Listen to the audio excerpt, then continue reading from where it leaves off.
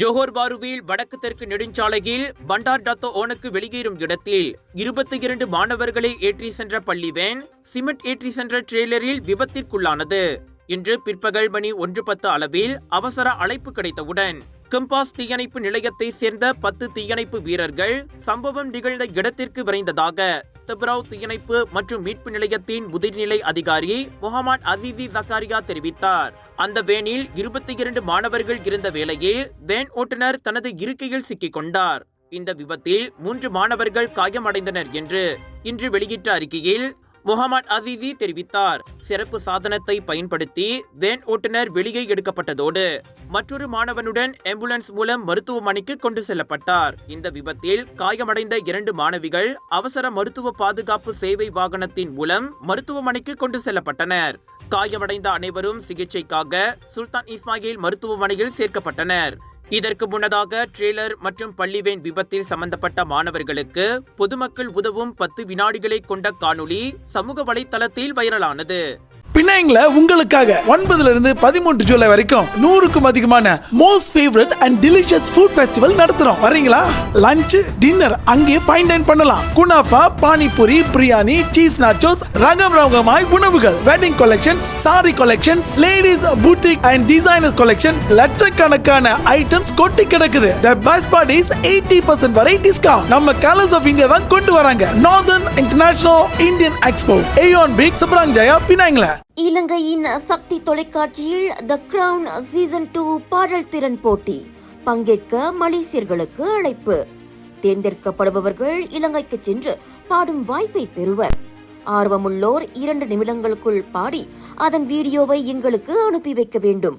வீடியோவுடன் உங்களின் சுய விவரங்கள் மற்றும் பதிவு பாரத்தையும் பூர்த்தி செய்து கூகுள் லிங்க் இணைப்பை வணக்க மலேசியாவின் மின்னஞ்சல் முகவரிக்கு அனுப்ப வேண்டும். அனுப்ப வேண்டிய இறுதி நாள் ஜூலை 7ஆம் தேதியாகும். இப்போட்டியின் விதிமுறைகள் உள்ளிட்ட மேல் விவரங்களுக்கு திரையில் காணும் QR குறியீட்டை ஸ்கேன் செய்யவும். இந்த அனைத்துலக பாடல் போட்டியில் பங்கேற்கும் வாய்ப்பை நழுவ விடாதீர்கள். அண்மையில் சுகாதாரத்துறை மேற்கொண்ட ஆய்வில் ஸ்லாங்கூரில் 36,428 இடைநிலைப்பள்ளி மாணவர்களில் மொத்தம் 1020 மாணவர்கள் மிகுந்த மன உளைச்சலில் இருப்பதற்கான ஆரம்ப அறிகுறிகளை கண்டறிந்துள்ளதாக பொது சுகாதாரம் மற்றும் சுற்றுச்சூழல் குழு தலைவர் ஜமாலிகா ஜமாலுடேன் தெரிவித்துள்ளார். 2024 மற்றும் 2025 ஆண்டின் பள்ளி அமர்விற்கான மனநல பரிசோதனை பகுப்பாய்வில் மாணவர்களிடையே ஒட்டுமொத்த உளவியல் நடத்தை கட்டுப்பாட்டில் இருப்பதையும் குறிக்கின்றது என்று அவர் மேலும் கூறியுள்ளார். மாணவர்கள் இடையே மேலோங்கி காணப்படும் இந்த மனநல கவலைகளை நிவர்த்தி செய்வதற்கு தகுந்த திட்டங்கள் ஆரம்ப பள்ளி முதலே தொடங்கப்பட்டுள்ளன. பயிற்சி பெற்ற ஆலோசனை ஆசிரியர்கள் மனசோர்வு தளர்வு நுட்பங்கள், சுவாச பயிற்சிகள், உடல் செயல்பாடுகள் போன்ற மனநல உக்திகள் குறித்த பட்டறைகள் மாணவர்களுக்கு வழங்கப்பட உள்ளது. இத்தகைய முயற்சிகள் யாவும் ஆரம்பகால தடுப்பு நடவடிக்கைகளாக செயல்படுகின்றன என்றும் முதன்மை நிலையில் இருந்து மாணவர்களின் மனநலனை வலுப்படுத்துவதை நோக்கமாகவும் கொண்டுள்ளன என்றும் ஜமாலிகா விளக்கமளித்துள்ளார்.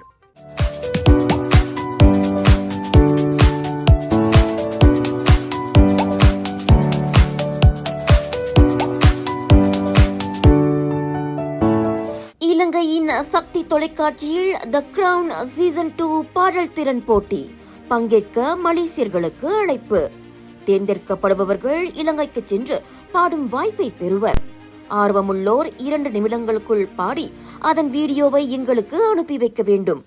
வீடியோவுடன் உங்களின் சுய விவரங்கள் மற்றும் பதிவு பாரத்தையும் பூர்த்தி செய்து கூகுள் லிங்க் இணைப்பை வணக்க மலேசியாவின் மின்னஞ்சல் முகவரிக்கு அனுப்ப வேண்டும். அனுப்ப வேண்டிய இறுதி நாள் ஜூலை 7ஆம் தேதியாகும். இப்போட்டியின் விதிமுறைகள் உள்ளிட்ட மேல் விவரங்களுக்கு திரையில் காணும் QR குறியீட்டை ஸ்கேன் செய்யவும். இந்த அனைத்துலக பாடல் போட்டியில் பங்கேற்கும் வாய்ப்பை நழுவ விடாதீர்கள்.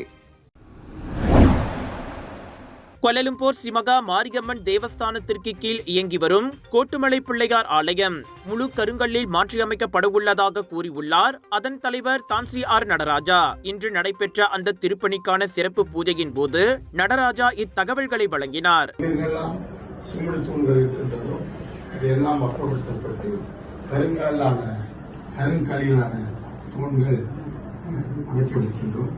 அதற்கான எல்லா கருங்களும் இப்பொழுது வந்து சேர்ந்து விட்டன.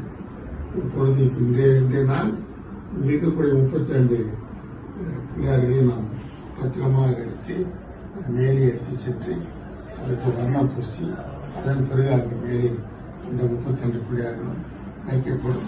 அதனுடைய மீளங்கள் அது தாங்கியிருக்கின்ற தூண்கள்லாம் கருங்கலிலான தூண்கள். இந்த பிள்ளையார் கோயிலுடைய தோட்டம் மாத்திரமல்ல மேலும் நடைபெறும். பிள்ளையார் கோயில் என்றால் எல்லோருக்கும் தனி சக்தி வாய்ந்த கோயில். எனவே சக்தி வாய்ந்த கோயில் எங்களுக்கு எந்த விதமான ஒரு பலவையும் ஒரு பாரத்தையும் கொடுக்காது என்பது எனக்கு 80% நம்பிக்கை. இந்த வகையில் இந்த திருப்பணிகள்லாம் முடிந்து நாம் கிடைத்திருக்கின்ற அந்த நவம்பர் மாதத்தில் ஒரு நல்ல தேதி, ஒரு நல்ல ஞாயிற்றுக்கிழமை வெகு விமரிசையாக இந்த கோயிலுடைய கும்பாபிஷேகம் நடைபெறும். ஆலயத்தின் தற்போதைய தோற்றம் முழுமையாக மாற்றப்பட்டு புதுப்பொலிவுடன் காட்சியளிக்கும் என்றும் திருப்பணிகள் முழுமையாக முடிக்கப்பெற்று இவ்வாண்டு நவம்பர் மாதத்திற்குள்ளாகவே கோவில் கும்பாபிஷேக விழாவும் நடைபெறும் என்றும் மிகுந்த நம்பிக்கையுடன் தெரிவித்துள்ளார் தான்ஸ்ரீ நடராஜா. ஆலயத்தில் இருக்கும் 32 சிமெண்ட் தூண்களும் அகற்றப்பட்டு முழு கருங்கல் தூண்கள் பொருத்தப்படும் என்றும் தற்போது அந்த அனைத்து தூண்களும் ஆலயத்திற்கு வந்து சேர்ந்துவிட்டன என்றும் குறிப்பிட்டுள்ளார். இன்றைய சிறப்பு பூஜைக்கு மகிமா தலைவர் டத்தோ சிவகுமார், ஆலய நிர்வாக உறுப்பினர்கள், பொதுமக்கள் என அனைவரும் திரளாக வந்து சிறப்பித்தனர். இன்று முதல் திருப்பணி வேலைகள் துவங்கியுள்ள நிலையில் ஆலயத்திற்கு வரும் பக்தர்களுக்கு சற்று இடையூறு ஏற்பட்டாலும் அதனை பெருமனதுடன் பொறுத்துறள வேண்டும் என்றும் இதனால் வரை நன்கொடை வழங்கிய நல்லுள்ளங்களுக்கு தனது உளமார்ந்த நன்றியினையும் தான்ஸ்ரீ அவர்கள் தெரிவித்துக் கொண்டார். ஆலய கட்டுமானத்திற்கு நன்கொடை உதவிகள் வழங்க விரும்பும் அன்பர்கள் ஆலய நிர்வாகத்தினரை தொடர்பு கொள்ள கேட்டுக் கொள்ளப்படுகின்றனர். பினிங் பேரா கடா மக்களே, உங்களுக்காக அதிரடியாக கலர்ஸ் ஆஃப் இந்தியாவின் northern international Indian expo Aeon week Penang Perai Seberang Jaya பினிங்கில் 9 ஜூலை தொடங்கி 13 ஜூலை வரை ஆடை அணிகலன்கள், ஃபுட் ஃபெஸ்டிவல், கலகலனு எல்லாமே ஒரே கூரையின் கீழ். மலேசிய கலைஞர்களுடைய படைப்பு, விஜய் டிவி புகழ் கலைஞர்களுடைய படைப்பு, இப்படி எல்லாமே தூள் கிளப்ப போதுங்க. 80% கழிவும் காத்துக்கிட்டு இருக்கு. Big sale, big discount. Aeon week Penang Perai. இலங்கையின் சக்தி தொலைக்காட்சியில் த கிரவுன் சீசன் 2 பாடல் திறன் போட்டி பங்கேற்க மலேசியர்களுக்கு அழைப்பு. தேர்ந்தெடுக்கப்படுபவர்கள் இலங்கைக்கு சென்று பாடும் வாய்ப்பை பெறுவர். ஆர்வமுள்ளோர் 2 நிமிடங்களுக்குள் பாடி அதன் வீடியோவை எங்களுக்கு அனுப்பி வைக்க வேண்டும். வீடியோவுடன் உங்களின் சுய விவரங்கள் மற்றும் பதிவு பாரத்தையும் பூர்த்தி செய்து கூகுள் லிங்க் இணைப்பை வணக்க மலேசியாவின் மின்னஞ்சல் முகவரிக்கு அனுப்ப வேண்டும். அனுப்ப வேண்டிய இறுதி நாள் ஜூலை 7ஆம் தேதியாகும். இப்போட்டியின் விதிமுறைகள் உள்ளிட்ட மேல் விவரங்களுக்கு திரையில் காணும் QR குறியீட்டை ஸ்கேன் செய்யவும். இந்த அனைத்துலக பாடல் போட்டியில் பங்கேற்கும் வாய்ப்பை நழுவ விடாதீர்கள். நேற்று மகிமாவின் தலைவர் டத்தோ சிவகுமார் நடராஜா சிரம்பானில் அமைந்துள்ள ஸ்ரீ மகா ராஜராஜேஸ்வரர் ஆலய வருடாந்திர திருவிழாவில் கலந்து கொண்டு சிறப்பித்துள்ளார். ஆலய தலைவர் திரு விஜயனின் அன்பு வேண்டுகோளுக்கிணங்க கோயில் பிரார்த்தனைகளில் பங்கேற்று பக்தர்கள் மற்றும் கோயில் குழு உறுப்பினர்களுடன் இணைந்து தேர் ஊர்வலத்திலும் பங்கேற்றுள்ளார். சமய நெறிகள் மற்றும் புனித மரபுகளை தொடர்ந்து பேணி வரும் ஸ்ரீ ராஜராஜேஸ்வரர் ஆலயத்திற்கு தமது பாராட்டுகளையும் வாழ்த்துக்களையும் அவர் தெரிவித்துக் கொண்டுள்ளார்.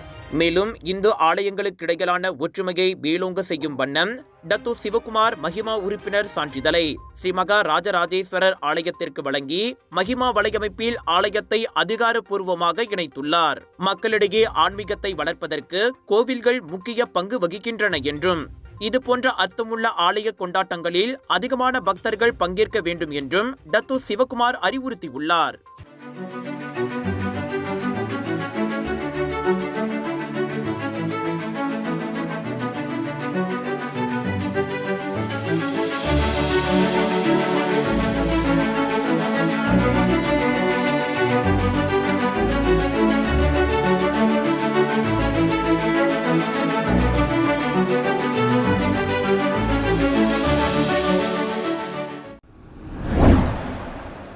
இலங்கையின் சக்தி தொலைக்காட்சியில் த கிரவுன் சீசன் 2 பாடல் திறன் போட்டி பங்கேற்க மலேசியர்களுக்கு அழைப்பு.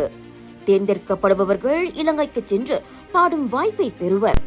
ஆர்வமுள்ளோர் 2 நிமிடங்களுக்குள் பாடி அதன் வீடியோவை எங்களுக்கு அனுப்பி வைக்க வேண்டும். வீடியோவுடன் உங்களின் சுய விவரங்கள் மற்றும் பதிவு பாரத்தையும் பூர்த்தி செய்து கூகுள் லிங்க் இணைப்பை வணக்கம் மலேசியாவின் மின்னஞ்சல் முகவரிக்கு அனுப்ப வேண்டும். அனுப்ப வேண்டிய இறுதி நாள் ஜூலை 7ஆம் தேதியாகும்.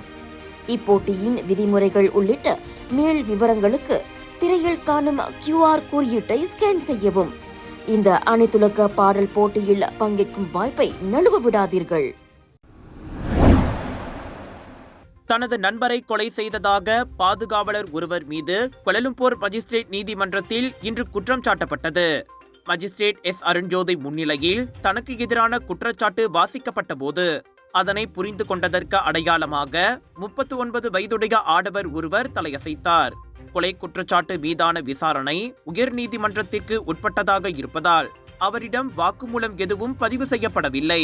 கடந்த மே மாதம் 25ஆம் தேதி செந்தூல் தாமன் இன்தான் பைடூரியில் சாலையோரத்தில் இரவு மணி 9:23 அளவில் 44 வயதுடைய நபரை கொலை செய்ததாக அந்த பாதுகாவலருக்கு எதிரான குற்றப்பத்திரிகையில் தெரிவிக்கப்பட்டது. இந்த குற்றச்சாட்டு நிரூபிக்கப்பட்டால் 30 ஆண்டுகளுக்கும் குறையாத அல்லது 40 ஆண்டுகளுக்கும் மேற்போகாத சிறை தண்டனை மற்றும் 12க்கும் குறைவான பிரம்படிகள் தண்டனையாக விதிக்கப்படும். குற்றவியல் சட்டத்தின் 302வது விதியின் கீழ் அவர் மீது குற்றம் சாட்டப்பட்டது. அவருக்கு ஜாமீன் அனுமதிக்கப்படவில்லை. அவர் மீதான குற்றச்சாட்டு செப்டம்பர் 10ஆம் தேதி மீண்டும் மறுவாசிப்புக்கு செவிமடுக்கப்படும். ராஜயோகாவில் அனைத்து கங்கைகளிலிருந்தும் கும்பகோண மகாமகத்தின் புனிதமான லட்சுமி குபேர வாஸ்து தீர்த்தம், ராஜயோகாவின் தனித்துவ தரம் கொண்ட சுண்ணாம்பு, ராஜயோகாவின் இயற்கை வல்லமை கொண்ட சீயக்காய், இயற்கையான சந்தன கட்டைகளிலிருந்து நிறைவான வாசம் கொண்ட சந்தனம், தெய்வீக வழிபாட்டிற்கு ஹோம குச்சிகள் அனைத்தும் உங்கள் ராஜயோகாவில். இது ஒரு சிம்லா மார்க்கெட்டிங் வெளியீடு. திருமணமாகிவிட்டால் பெண் எல்லாவற்றிற்கும் அடங்கி போக வேண்டும் என்பதில்லை. பெண்ணை அடிமை போல் அடக்கி ஆள்வதால் ஒரு ஆண் நல்ல கணவனாகிவிட முடியாது. வரதட்சணை கேட்கும் குடும்பங்களின் சம்பந்தமே கூடாது. எந்த கொடுமையானாலும் பெண் பொறுத்துத்தான் போக வேண்டும் என பெற்றோரின் கட்டாயம் கூடாது. இத்தனை பாடங்களை வலியுறுத்தும் ஒரு வேதனையான சம்பவம் தமிழ்நாடு திருப்பூர் ரித்தன்யாவின் தற்கொலை. என் உலகமே நீங்களும் அம்மாவும் தான். என்ன மன்னிச்சிருங்கப்பா, என்ன மன்னிச்சிருங்கப்பா. அவ்வளவுதான், முடிஞ்சு போச்சு எல்லாமே. இவன் கூடயும் என்னால வாழ முடியல. இவனும் இவன் ஃபேமிலியும் ரொம்ப கிரிமினல் ஃபேமிலி. திருமணமாகி 78 நாட்களில் கணவன், மாமியார், மாமனார் கொடுத்த இன்னல்கள், கொடுமைகள், மன உளைச்சல்கள் தாங்காமல் பிறரிடமும் மனமிட்டு சொல்ல முடியாமல் கடந்த ஜூன் 28 தனது உயிரை மாய்த்து கொண்ட 27 வயது இளம்பெண் ரித்தன்யாவின் செய்தியும் அவரது திருமணத்தின் போது எடுக்கப்பட்ட வீடியோவும் இன்று வரை சமூக ஊடகங்களை ஆக்கிரமித்து சோகத்தில் ஆழ்த்துகின்றன. ரியல் எஸ்டேட் தொழிலதிபரும் முன்னாள் அரசியல் வேட்பாளருமான அண்ணாதுரை ஜெயசுதாவின் மகள் ரித்தன்யா.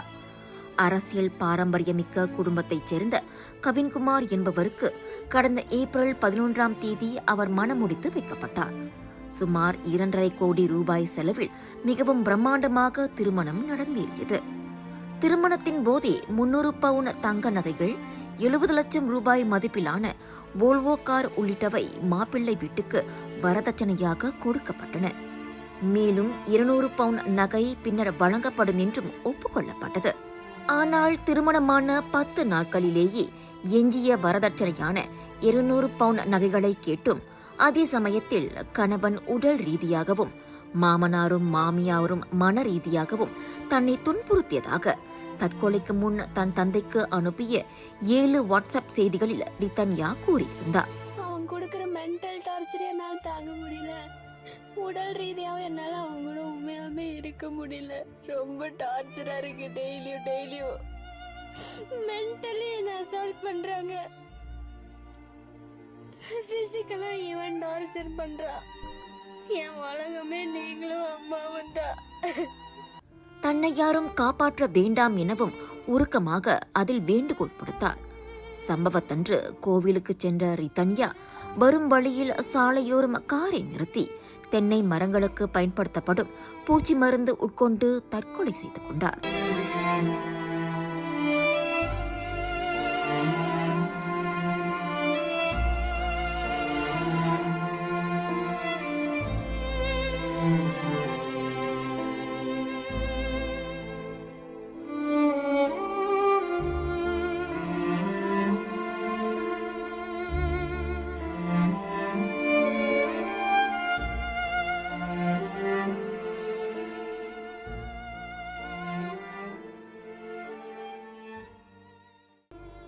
என்பவள் தம்மை பெற்று வளர்த்து படிக்க வைத்து ஆளாக்கிய தமது பெற்றோரையும் குடும்பத்தையும் திருமணத்திற்கு பிறகு விட்டு பிரிந்து இனி புகுந்த வீடே அனைத்தும் என செல்வதே ஈடுகட்ட முடியாத பெரும் தியாகம்.